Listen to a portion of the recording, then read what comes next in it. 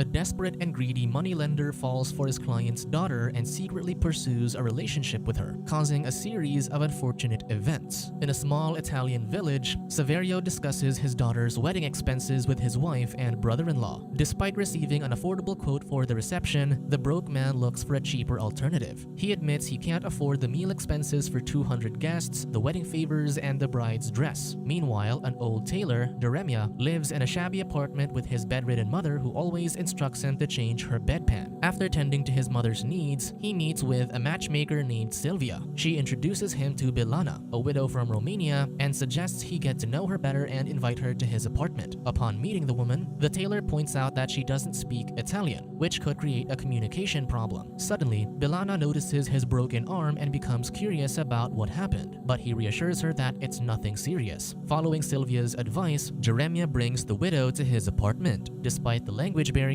he tries to communicate with her. When Bilana looks at a family photo, the old man explains that his father had left them when he was 9 and started a new life in Rome. Assuming they lived together, he tells her his plan to get a folding bed for her. Geremia then asks Bilana if she likes the house, but she requests a glass of water. The old man heads to the kitchen, but upon his return, he discovers that the woman has already left. Later that day, the tailor goes to his shop where he also conducts his money-lending business. There, he meets a woman, Tiziana Senatore, who is interested in borrowing money for plastic surgery. However, as the old man examines her, he believes she doesn't need the cash because there's nothing wrong with her body. When he asks for 7 days to think about it, she threatens to seek out his competitor, Pirate. Upon returning to his sewing table, Geremia is visited by a pregnant couple seeking assistance because they have a sick child at home. In response, the moneylender assures them he will arrange for a doctor to visit their house. Grateful, the husband and wife present their gifts and then depart. Afterward, he visits a small bar owned by his assistant, Gino, who he often assigns to conduct background checks on his borrowers. He then asks her to investigate Tiziana and then leaves. Before going home, the moneylender goes to the supermarket and discreetly conceals some food items behind his coat. At the checkout counter, he asks the cashier to give him a discount for the candy. Initially, she claims that he needs to spend at least 100 euros, but eventually she gives in and allows him to take the candy for free. As he walks home, he comes across people on the street carrying chairs on their way to an event. Upon returning to his apartment, he tosses the stolen item to his mom and proceeds to eat dinner. That evening, a pageant for the new Miss Agropontino takes place, and Rosalba de Luca, Saverio's daughter, emerges as the winner. She receives a 500 euro check. Following the host's request, the woman takes to the stage to dance. In the audience, Gino is among the spectators, captivated by her performance. Still grappling with the challenge of financing his daughter's wedding, Saverio receives a suggestion from a friend to ask assistance from Geremia, known as Geremia Heart of Gold. The chef explains that the loan shark perceives himself as a generous individual and takes on the role of a constant family friend. However, he advises the desperate father that the moneylender carries out background checks and emphasizes that the debt will triple if not repaid on time. Meanwhile, Geremia visits the couple's home. Since they failed to pay on time, the woman eventually surrenders a necklace received as a baptism gift, but the collector says it has no value. Subsequently, the moneylender goes to the kitchen, takes their expensive cooker, and departs. When his other men have left, the loan shark returns to the couple's apartment because he senses that the wife is hiding something. He then puts his hand inappropriately inside her pocket, finds an expensive ring, and leaves with it. The following day, Geremia goes fishing with Gino, discussing Tiziana's background. The bar owner reveals that the borrower is reliable and has a successful brother, assuring she can repay the loan. During their conversation, Gino reveals his plan to leave his bar and relocate to Tennessee. Suddenly, the cowboy asks the moneylender if he regards him as a friend. In response, the old man confesses that he hasn't considered it. At work,